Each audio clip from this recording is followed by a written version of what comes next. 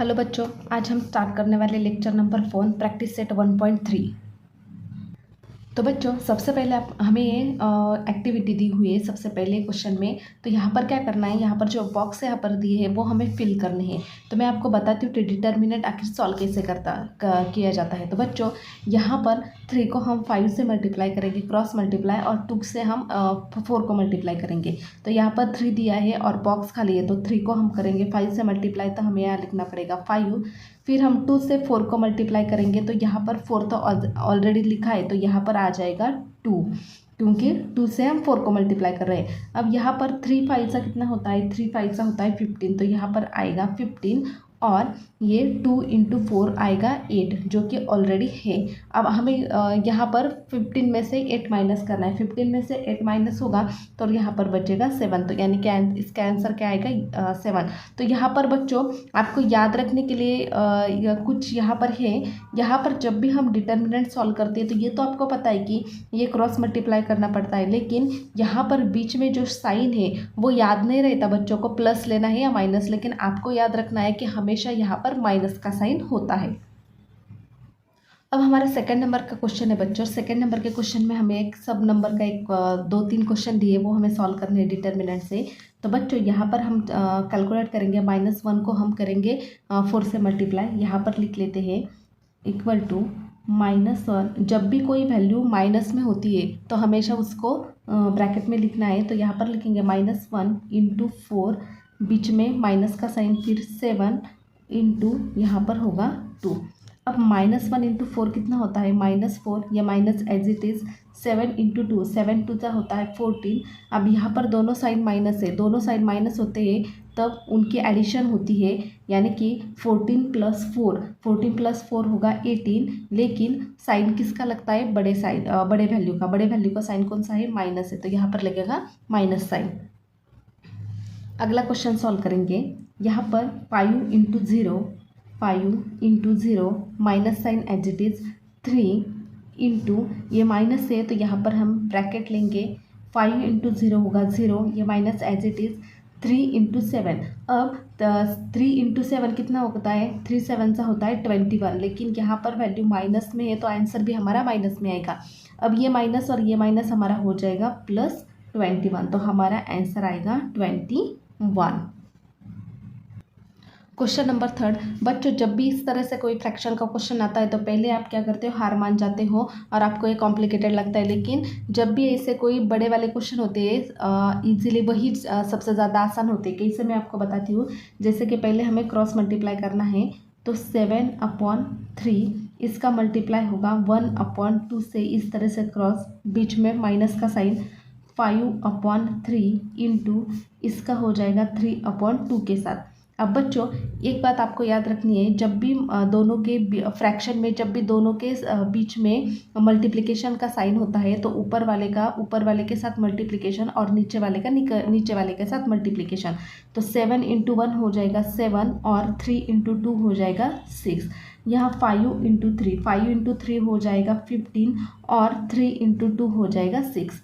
अब बच्चों माइनस, यहाँ पर फ्रैक्शन में माइनस आया है, तो माइनस में और प्लस में अगर नीचे वाला फ्रैक्शन का नंबर सेम है तो एक बार में हमें लिखना है, और ऊपर वाले के हमें माइनस है इसलिए सब्सट्रैक्ट करना है। तो यहाँ पर लिखेंगे 7 - 15/6। तो बच्चों यहाँ पर 7 - 15 होता है हमारा -8 और 6 एज इट। -8 क्यों, क्योंकि छोटे नंबर में से हम क्या कर रहे हैं, बड़ा वाला नंबर निकाल रहे हैं, तो वहाँ पर माइनस का साइन आ जाएगा। तो यहाँ पर बच्चों, यहाँ पर 2 3 सा हो जाएगा 6, और 2 4 सा हो जाएगा 8, यानी कि हमारा यहाँ पर आंसर आएगा -4/3। बच्चों हमारा क्वेश्चन नंबर 3 है, solve the following simultaneous equation using Cramer's rule. अब क्रैमर्स रूल ने हमें किस तरह से इक्वेशन सॉल्व करना है वो मैं आपको यहाँ पर बताती हूँ। तो सबसे पहले बच्चों हमें क्या करना है, ये जो 3x - 4y और ये जो यहाँ पर इक्वेशन दिया है, सबसे पहले हमें क्या करना है, इसको स्टेप बाय स्टेप कैसे सॉल्व करना है वो मैं आपको बताती हूँ। तो बच्चों पहले क्या है, ये इक्वेशन फर्स्ट है और ये इक्वेशन सेकेंड है। तो आपको सिर्फ क्या याद रखना है कि ये इक्वेशन 1 है, तो सबसे पहले हमें यहाँ पर लिख लेना है here A1 equal to B1 equal to और C1 इक्वल टू। अब बच्चों ये जो यहाँ पर इक्वेशन होता है वो हमेशा किस फॉर्म में होना चाहिए, AX plus BY plus equal to C। यहाँ पर क्या होना चाहिए, इक्वल टू, ये इक्वल टू है या क्रॉस नहीं है, इक्वल टू है। तो बच्चों AX plus BY equal to C इस फॉर्म में, तो ये क्या है, इक्वेशन है। अब बच्चों ये वैल्यू रहती है हमारी A की, बीच में जो रहती है वो B की, और ये आगे जो रहती है वो हमारी होती है C की। सेम यहाँ पर A B और C। अगर ये इक्वेशन इस फॉर्म में नहीं होता है तो हमें पहले इसको इस फॉर्म में लाना पड़ता है, बाद में सॉल्व करना पड़ता है। तो इस वाले इक्वेशन में A1 B1 C1 होगा, तो A1 होगा हमारा 3, B1 होगा हमारा -4 और C1 होगा हमारा 10। सेम एज इट इज़ इस वाले इक्वेशन में A2 B2 C2, A2 होगा हमारा 4, B2 होगा हमारा 3 और C2 होगा हमारा 5। इस तरह से आपको पहले क्या करनी है, वैल्यू निकाल लेनी है, ताकि बाद में क्या होता है, कन्फ्यूजन नहीं होता है। तो उसके बाद हमें क्या करना है, अभी डिटरमिनेंट सॉल्व करना है। अब मैं बताती हूँ कि डिटरमिनेंट किस तरह से सॉल्व किया जाता है। तो बच्चों सबसे पहले क्या करना है आपको, डिटरमिनेंट मतलब होता है D इक्वल टू। अब यहाँ पर आप जब भी डिटरमिनेंट सॉल्व करोगे तब आपको सबसे पहले ये याद रखना है कि यहाँ लिखना है A1 और A2 नीचे, और यहाँ पर लिखना है B1 और B2। अब A1 A2 और B1 B2 के वैल्यू यहाँ पर पुटअप करने हैं कुछ इस तरह से। अब यहाँ पर A1 की वैल्यू क्या है 3, B1 की वैल्यू क्या है -4, A2 की वैल्यू क्या है 4 और B2 की वैल्यू क्या है 3। ये क्या है, डिटर्मिनेंट का क्या है, वो डिटर्मिनेंट किस तरह से सॉल्व किया जाता है वो वाला इक्वेशन। अब 3 × 3, बीच में माइनस का साइन, फिर -4 × 4, -4 × 4। अभी 3 × 3 कितना होता है, 3 × 3 होता है 9, यह माइनस एज इट इज़। 4 × 4 होता है 16, इस लेकिन यह माइनस साइन है तो हम यहाँ पर ब्रैकेट में माइनस लिखेंगे। अब ये वाला माइनस और ये वाला माइनस क्या हो जाएगा, प्लस हो जाएगा, तो यहाँ पर आ जाएगा 16। अब 9 + 16 होता है 25। तो अब हमें हमारी यहाँ पर D की वैल्यू है, कितनी आ गई हमारे D की वैल्यू 25। आगे हम सॉल्व करेंगे dx, वहाँ पर होता है C1 C2 B1 B2। अब यहाँ पर C1 की क्या वैल्यू है, यहाँ पर C1 की वैल्यू है 10 और C2 की वैल्यू है 5, और B1 की वैल्यू, हमें B1 और B2 की वैल्यू क्या थी यहाँ पर -4 और 3, तो यहाँ पर लिखेंगे -4 और यहाँ पर लिखेंगे 3। अब आगे 10 × 3, 10 × 3 माइनस यहाँ पर -4 × 5, क्रॉस मल्टीप्लाई, 10 × 3, 10 × 3 कितना होता है 30, minus as it is 4 × 5, minus sign है इसलिए ब्रैकेट में 4 5 सा कितना होता है, 4 5 सा 20, यहाँ पर माइनस का साइन। अब 30 माइनस, ये माइनस और ये माइनस क्या होगा, अब यहाँ पर प्लस होगा, तो यहाँ पर 30 + 20, 30 + 20 कितना होता है 50, तो यहाँ पर होगा 30 + 20 = 50। तो हमारा यहाँ पर जो dx का वैल्यू था वो dx का वैल्यू आ गया यहाँ पर 50। अब हम सॉल्व करते हैं dy किस तरह से सॉल्व होता है। अब dy के लिए हमें करना पड़ेगा dy = यहाँ पर होगा A1/A2 और C1/C2। A1 की वैल्यू क्या थी, A1 और A2 की वैल्यू यहाँ पर थी जैसे कि 3 और 4, तो यहाँ पर हम लेंगे 3 और 4, 3 4, और C1 C2 की वैल्यू यहाँ पर ली थी हमने, वो थी 10 और 5, तो यहाँ पर 3 × 5 माइनस 10 × 4, 3 × 5 होता है 50 और 10 × 4 होता है 40। अब 15 में से 40 चले गए तो यहाँ पर बचेंगे -25। -25 क्यों, क्योंकि बड़े वैल्यू में छोटे वैल्यू में से हम बड़ी वैल्यू निकाल रहे हैं। तो यहाँ पर हमारा आ गया dx आ गया हमारा 25। अब बच्चों यहाँ पर लिखेंगे बाय क्रैमर्स रूल। अब यहाँ पर बाय क्रैमर्स रूल, अब क्रैमर्स रूल्स क्या होता है कि यहाँ पर हमें x की वैल्यू निकालनी पड़ती है, जैसे कि x = होता है dx/d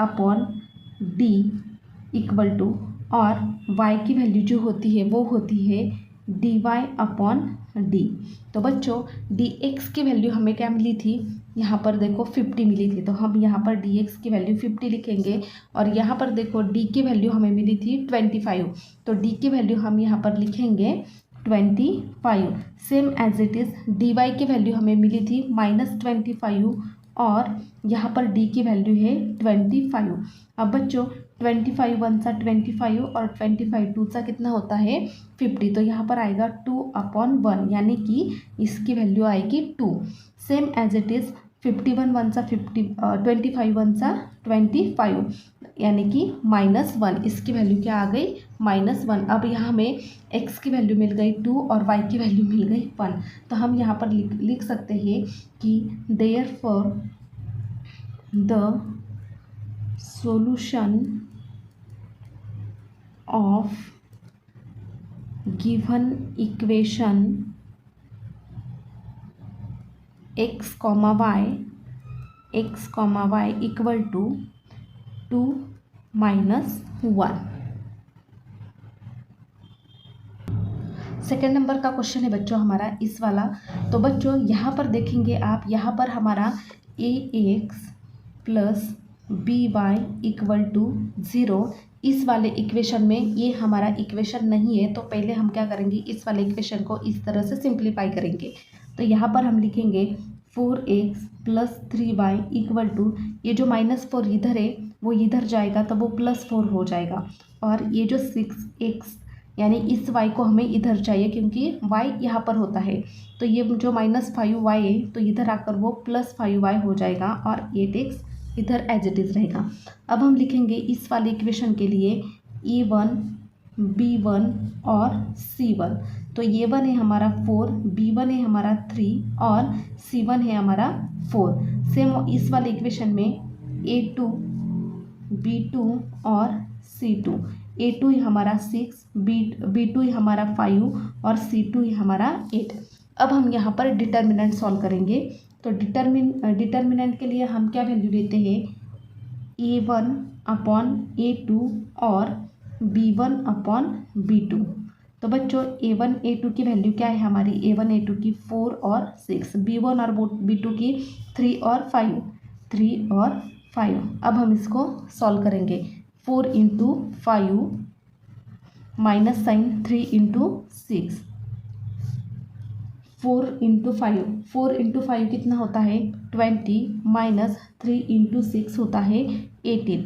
अब 20 में से 80 को हम माइनस करेंगे तो यहाँ पर आ जाएगा 2। तो हमारा डिटर्मिनेंट की जो वैल्यू है वो डिटर्मिनेंट की वैल्यू आ गई हमारी यहाँ पर 2।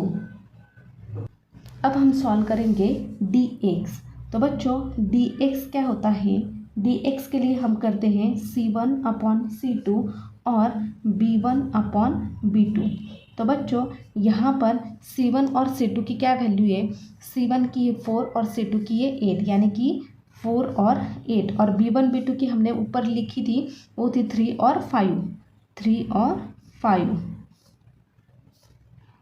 4 × 5 cross multiply minus sign as it is 3 × 8।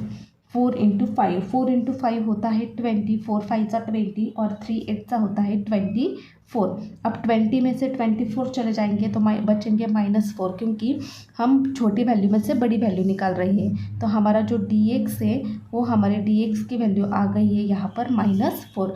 अब हम निकालेंगे यहाँ पर dy की वैल्यू। अब dy के वैल्यू के लिए हमें क्या करना पड़ता है कि a1/a2 और c1/c2। अब a1 a2 की वैल्यू क्या थी हमारी, यहाँ पर ऊपर लिखी थी हमने 4 और 6, तो यहाँ पर लिखेंगे हम 4 और 6, और c1 c2 की वैल्यू हमने यहाँ पर लिखी थी 4 और 8, तो यहाँ पर लिखेंगे हम 4 और 8। आगे सॉल्व करेंगे 4 × 8 माइनस 4 × 6। अब 4 × 8, 4 8 सा होता है 32, और 4 × 6, 4 6 सा होता है 24। अब 32 में से 24 चले जाएंगे तो यहाँ पर बचेंगे 8। तो ये आ गए हमारी dy की वैल्यू। अब यहाँ पर बच्चों हम कौन सा रूल लगाएंगे, क्रैमर्स रूल। यहाँ पर लिखेंगे by Cramer's rule. Cramer's rule क्या है हमारा, हम जब x सॉल्व करते हैं तो यहाँ पर लिखते हैं x is equal to D X upon D, और y सॉल्व करने के लिए dy अपॉन डी। तो बच्चों dx हमारा क्या आया था, यहाँ पर देखिए -4, और यहाँ पर dy क्या आया था हमारा, यहाँ पर 8, और d कितना आया था हमारा, d आया था हमारा यहाँ पर 2। तो यहाँ पर हम लिखेंगे दोनों तरफ 2। तो बच्चों यहाँ पर आप देख सकते हैं 2 1 सा 2 और 2 2 सा 4, यानी कि 2/1। तो इसकी वैल्यू आ गई यहाँ पर -2, क्योंकि ये माइनस में है। यहाँ पर 2 1 सा 2 और 2 4 सा 8, यानी कि 4/1, यानी कि y की वैल्यू आ गई यहाँ पर 4। लास्ट में हम यहाँ पर लिखेंगे the solution of given equation xy equal to -2,4। अब चलते हैं हमारे क्वेश्चन नंबर 3 की तरफ। यहाँ पर a1 equal to b1 equal to और c1 equal to, first equation में a1 है हमारा 1, b1 है हमारा 2 और c1 है हमारा -1। यहाँ पर a2 b2 और c2, a2 है हमारा 2, b2 है हमारा -3 और c2 है हमारा यहाँ पर 12। अब फर्स्ट हम सॉल्व करेंगे डिटर्मिनेंट। तो बच्चों डिटर्मिनेंट के लिए हमारे पास इक्वेशन क्या होता है, a1 a2 और b1 b2।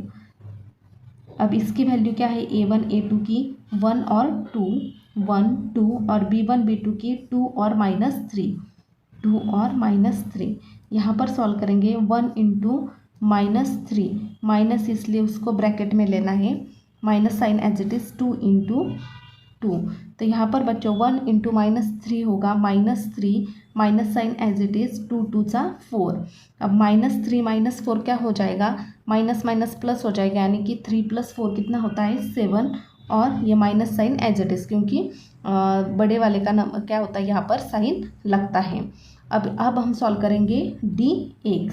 अब dx क्या, dx किस तरह से सॉल्व करते हैं, c1 c2 और b1 b2।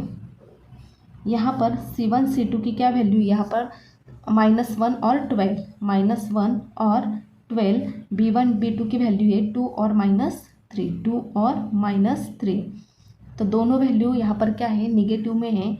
तो -1 into -3, minus sign as it is बीच में 2 इंटू 12, 2 इंटू 12। अब यहाँ पर -1 इंटू -3 कितना होता है 3, और ये जो माइनस माइनस है वो क्या हो जाएगा, यहाँ पर प्लस हो जाएगा। ये minus sign as it is 2 into 12 कितना होता है 24। अब 3 में से अगर 24 चले गए तो यहाँ पर बचेंगे 21, -21। क्यों, क्योंकि छोटे वैल्यू में से हम बड़ी वैल्यू निकाल रहे हैं। तो यहाँ पर आया था हमारा d, और नीचे आ गया हमारा dx। तो बच्चों आगे हम निकालेंगे dy। अब dy के लिए हमारे पास इक्वेशन है c1 c2 और b1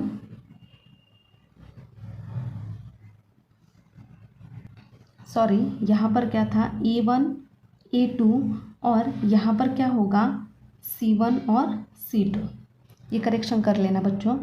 a1 a2 क्या है हमारा, a1 a2 है हमारा 1 और 2, और c1 c2 क्या है हमारा -1 और 12। अब यहाँ पर क्रॉस मल्टीप्लाई होगा 1 into 12, minus sign as it is -1 into यहाँ पर 2। अब ये बच्चों 1 इंटू 12 होगा 12, ये minus sign as it is 1 into 2 कितना होगा -2। अब यहाँ पर ये माइनस माइनस क्या हो जाएगा, प्लस हो जाएगा, और 12 + 2 कितना होता है, 12 + 2 होता है 14। तो dy की वैल्यू कितनी आ गई हमारी 14। तो अब यहाँ पर क्या लगेगा बच्चों, क्रैमर्स रूल। तो क्रैमर्स रूल्स किस तरह से सॉल्व करते हैं हम, यहाँ पर लिखेंगे बाय क्रैमर्स रूल x होता है हमारा dx अपॉन d, और y होता है हमारा dy अपॉन d। तो बच्चों dx क्या है हमारा, dx आया था हमारे यहाँ पर देखेंगे -21, और dy आया था हमारा यहाँ पर 14, और d की वैल्यू क्या आई थी हमारी, d की वैल्यू आई थी हमारी यहाँ पर -7। तो यहाँ पर हम दोनों तरफ लिखेंगे -7। तो बच्चों यहाँ पर 7 1 सा 7 और 7 के टेबल में 21 कितने नंबर पर आता है? 3 नंबर पर, यानी कि 3/1 इक्वल टू यहाँ पर होगा 3 और दोनों यहाँ पर निगेटिव है तो वो क्या हो जाएंगे? प्लस हो जाएंगे। यहाँ पर 7 1 सा 7 और 7 2 सा 14, तो यहाँ पर बचेगा 2/1 माइनस में, तो इसका आंसर आएगा -2। तो लास्ट में लिखेंगे the solution of given equation of x, y equal to 3, -2। Question number 4।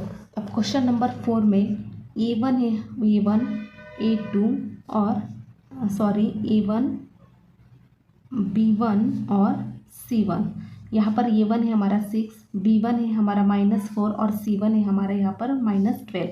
यहाँ पर a2 b2 और यहाँ पर c2, a2 है हमारा 8, b2 है हमारा -3 और c2 है हमारा यहाँ पर -2। अब हम यहाँ पर डिटर्मिनेंट सॉल्व करते हैं। तो डिटर्मिनेंट के लिए वैल्यू है हमारे पास a1 a2 और b1 b2। इसके लिए वैल्यू है a1 और a1 a2 क्या है हमारा 6 और 8, b1 b2 है हमारा -4 -3। अब इसको सॉल्व करेंगे। 6 इंटू -3 -4 इंटू 8।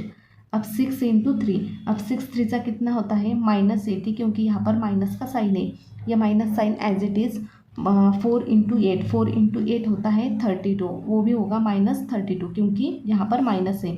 तो यहाँ पर बच्चों ये जो माइनस और माइनस है ये क्या हो जाएगा? प्लस हो जाएगा, यानी कि +32। अब 18 - 32 कितना होता है? 14। तो हमें यहाँ पर d की वैल्यू कितनी मिल गई? 14 मिल गई। अब हम यहाँ पर कैलकुलेट करते हैं dx। अब बच्चों dx के लिए हमारे पास क्या है? c1 c2 और b1 b2। अब c1 c2 की वैल्यू हमारे पास क्या है? -12 और -2, -12 और -2। b1 b2 के लिए क्या है? -4 और -3, -4 -3। अब यहाँ पर -12 into -3, minus sign as it is, -4 into -2। -12 3 सा कितना होता है? -12 3 सा होता है 36 और ये माइनस क्या हो जाएंगे? प्लस हो जाएंगे। ये माइनस एज इट इज़।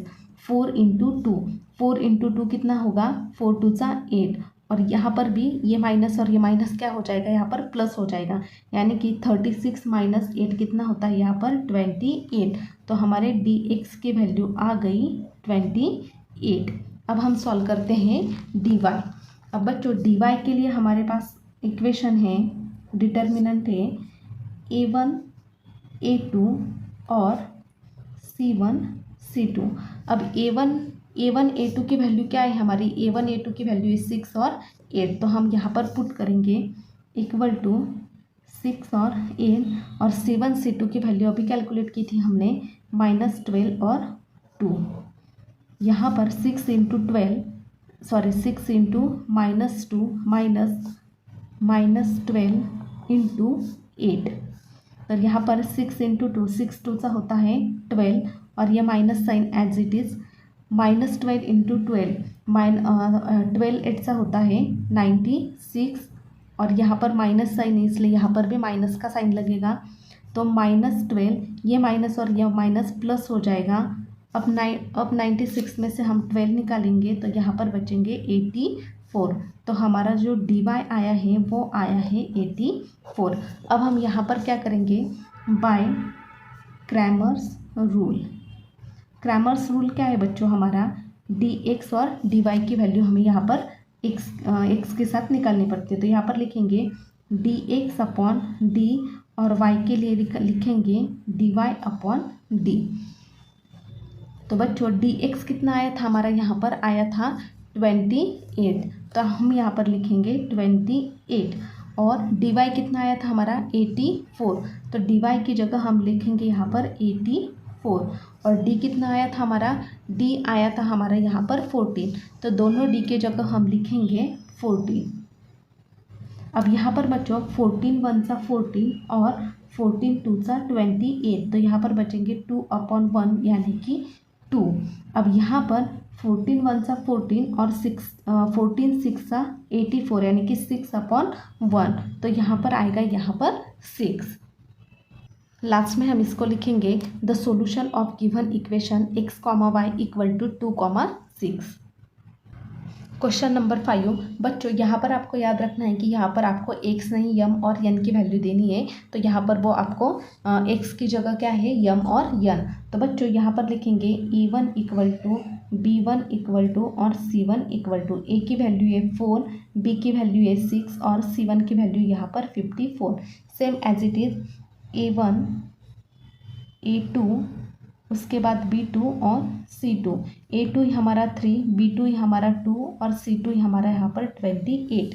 अब हम यहाँ पर डिटर्मिनेंट सॉल्व कर लेते हैं। डिटर्मिनेंट की वैल्यू क्या होती है हमारी a1 a2 और b1 b2। a1 a2 की वैल्यू हमारे पास 4 और 3 और b1 b2 की वैल्यू हमारे पास 6 और 2। अब हम इसको क्या करते हैं cross multiply 4 into 2, 4 into 2 minus 6 into 3। 4 into 2 कितना होता है 4 टू सा 8 और 6 3 सा 18। अब 8 में से 18 चले जाएंगे तो बचेंगे यहाँ पर -10, क्योंकि छोटे वैल्यू में से हम क्या कर रहे हैं बड़े वैल्यू निकाल रहे हैं। तो हमारा यहाँ पर क्या आ गया डिटर्मिनेंट आ गया है यहाँ पर 10। अब आपको यहाँ पर क्या याद रखना है बच्चों कि हमारे इक्वेशन में क्या किया है यहाँ पर यम और यन दिया है, तो हमें यहाँ पर क्या लेना है डी यम लेना है। पहले इक्वेशन में हम x लेते थे, अब यहाँ पर यम दिया है तो यहाँ पर लेंगे डी यम।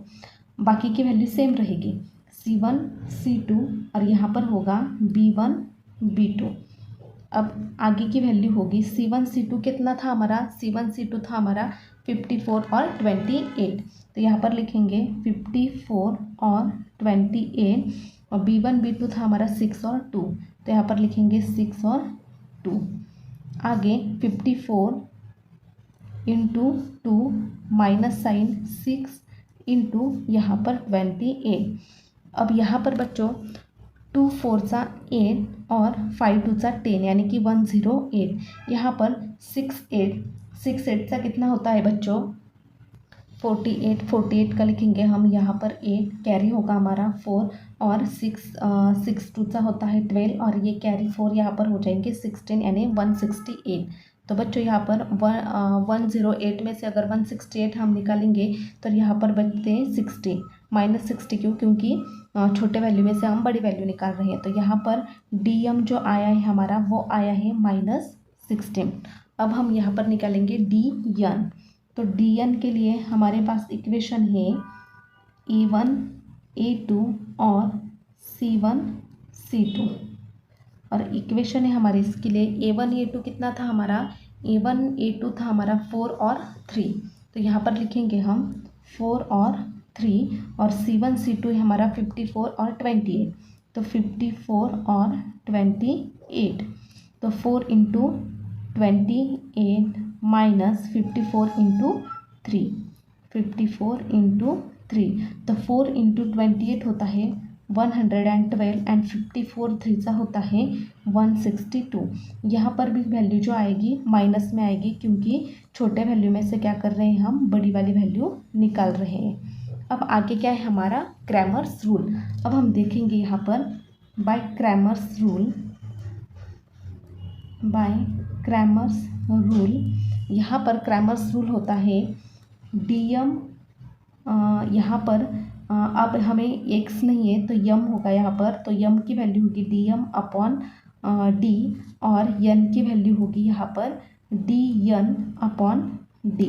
तो बच्चों डी एम कितना आया था हमारा डी एम आया था -60 यहाँ पर, तो लिखेंगे -60 और यहाँ पर जो डी एन है डी एन आया था हमारा -50, तो यहाँ पर लिखेंगे -50 और डी कितना आया था हमारा यहाँ पर -10, तो डी की वैल्यू हम लिखेंगे यहाँ पर -10। अब बच्चों यहाँ पर ये 0 और ये 0 कैंसिल हो जाएगा, यानी कि क्या बचेंगे 6 और 1, ये माइनस क्या हो जाएगा प्लस, यानी कि इसकी वैल्यू आ जाएगी 6। यहाँ पर सेम 0 0 कैंसिल हो जाएगा, यहाँ पर बचेंगे 5 और 1, यहाँ पर भी ये माइनस माइनस प्लस हो जाएगा तो यहाँ पर बचेगा 1। लास्ट में लिखेंगे हम the solution of given equation m, n is equal to 6, 5। अब बच्चों चलते हैं हमारे लास्ट के क्वेश्चन की तरह। बच्चों ये लास्ट का क्वेश्चन आपको इस तरह फ्रैक्शन में दिखता है इसलिए थोड़ा कॉम्प्लिकेटेड लगता है, लेकिन मैंने आपको पहले भी बोला था कि जो भी कॉम्प्लिकेटेड क्वेश्चन लिखते हैं सच्ची में वो इजी होते हैं। तो वो कैसे, तो पहले मैं आपको क्या करती हूँ, इसको सिंप्लीफाई करके बताती हूँ और उसके बाद आपको ये फ्रैक्शन में भी किस तरह से सॉल्व होता है वो भी बताऊँगी। तो बच्चों पहले ये जो यहाँ पर हम इसको सिंप्लीफाई करते हैं तो इस वाली इक्वेशन को हमें कुछ भी नहीं करना है क्योंकि वो ऑलरेडी हमारे फॉर्म में है। तो हम इसको लिखेंगे 2x + 3y = 2। हम इसको इक्वेशन नंबर 1 नाम देंगे और x - y/2 = 1/2 इसको हम इक्वेशन नाम 2 देते हैं। तो बच्चों यहाँ पर क्या है, यहाँ पर इक्वेशन डिवाइड में 2 है बराबर। अगर हम इस वाले इक्वेशन को मल्टीप्लाई बाय 2 करेंगे तो ये 2 और इस वाले मल्टीप्लाई में आया भाव 2 क्या होगा, ये 2 कैंसिल हो जाएगा। तो हम यहाँ पर क्या करते हैं, multiply by 2 on equation 2। Equation 2 को हम मल्टीप्लाई करते हैं 2 से। अगर इस वाले इक्वेशन को हम 2 से मल्टीप्लाई करेंगे तो यहाँ पर हम 2 से मल्टीप्लाई करना है इसलिए 2 लिखा और यहाँ पर एज इट इज़ ये वाला इक्वेशन लिखा। अब क्या करना है, 2 × x माइनस 2 × y/2 हर एक को क्या करना है, ये वाला इक्वेशन को यहाँ पर 2 से मल्टीप्लाई करना है। तो यहाँ पर क्या टर्म होगी, 2x होगी माइनस ये 2 और ये 2 कैंसिल हो जाएगा तो यहाँ पर सिर्फ y बचेगा और इक्वल टू ये 2 और ये 2 कैंसिल होगा तो यहाँ पर सिर्फ 1 बचेगा। तो ये हो गया इक्वेशन नंबर 3। अब आप देखो कि हमारा ax + by = c इस वाले इक्वेशन में वो ये वाला इक्वेशन बन गया है। अब आप देखोगे कि ये वाला इक्वेशन और ये वाला इक्वेशन क्या है, थोड़ा सेम है। तो हम क्या करेंगे, a1 b1 c1 की जो वैल्यू है वो इन दो इक्वेशन से लेंगे। तो मैं यहाँ पर बताती हूँ कि फर्स्ट वाले इक्वेशन के लिए, ये वाले इक्वेशन के लिए यहाँ पर होगा a1 b1 और c1। तो a1 क्या है हमारा 2, b1 क्या है हमारा यहाँ पर 3 और c1 क्या है हमारा यहाँ पर 2। अब हमारा दूसरा इक्वेशन कौन सा था, ये वाला इक्वेशन जो कि हमने सिंप्लीफाई किया। यहाँ पर होगा a2 है हमारा 2, यहाँ पर b2 है हमारा -1 और c2 है हमारा यहाँ पर 1। इस तरह से हमने क्या किया, यहाँ पर इक्वेशन को सिंप्लीफाई किया। अब हम यहाँ पर डिटर्मिनेंट सॉल्व करेंगे। तो यहाँ पर डिटर्मिनेंट है हमारा a1 a2 और b1 b2। तो a1 की वैल्यू हमारे पास a1 a2 की 2 और 2 और b1 b2 की 3 और -1। तो इसको सॉल्व करेंगे 2 × -1 -3 × 2। तो यहाँ पर आएगा 2 × 1 होगा -2 और 2 × 3 होगा 6, यानी -2 - 6 कितना होगा, -8। बड़े वाले का साइन यहाँ पर लगेगा। अब हम यहाँ पर सॉल्व करेंगे dx की वैल्यू। अब dx की वैल्यू क्या है हमारे पास, c1 c2 और b1 b2। तो यहाँ पर होगा c1 c2 क्या था हमारा 2 और 1 और b1 b2 की वैल्यू 3 और -1। तो यहाँ पर सॉल्व करेंगे, यहाँ पर आया था d, इसको इस तरह से बॉक्स करना, 2 × -1 -3 × 1। तो यहाँ पर 2 × -1 कितना होगा, -2 और 3 × 1 होगा 3, यानी कि -2 - 3 कितना हो जाएगा, -5। तो ये आ गई हमारी dx की वैल्यू। अब हम क्या करेंगे, dy की वैल्यू यहाँ पर करेंगे, dy = a1 a2 और यहाँ पर है c1 c2 equal to a1 a2 की वैल्यू थी हमारे पास 2 और 2 और c1 c2 की थी 2 और 1। यहाँ पर लिखेंगे 2 × 1 -2 × 2। तो यहाँ पर होगा 2 - 2 × 2 4। तो 2 में से 4 चले जाएंगे तो यहाँ पर कितने बचेंगे, -2। क्यों, क्योंकि छोटे वैल्यू में से क्या कर रहे हैं, हम यहाँ पर बड़ी वैल्यू निकाल रहे हैं। अब लास्ट में हम क्या करेंगे, by Cramer's rule. By Cramer's rule, Cramer's rule क्या होता है हमारा, डी यहाँ पर हम x सॉल्व करेंगे तो उसके लिए लेंगे dx/d, और y जब सॉल्व करेंगे तो इसके लिए लेंगे dy/d। अब dx क्या है हमारा, dx है हमारा -5, तो यहाँ पर लिखेंगे हम -5, और dy आया था हमारा यहाँ पर -2, और d कितना आया था हमारा, d आया था हमारा यहाँ पर -8, और यहाँ पर भी -8।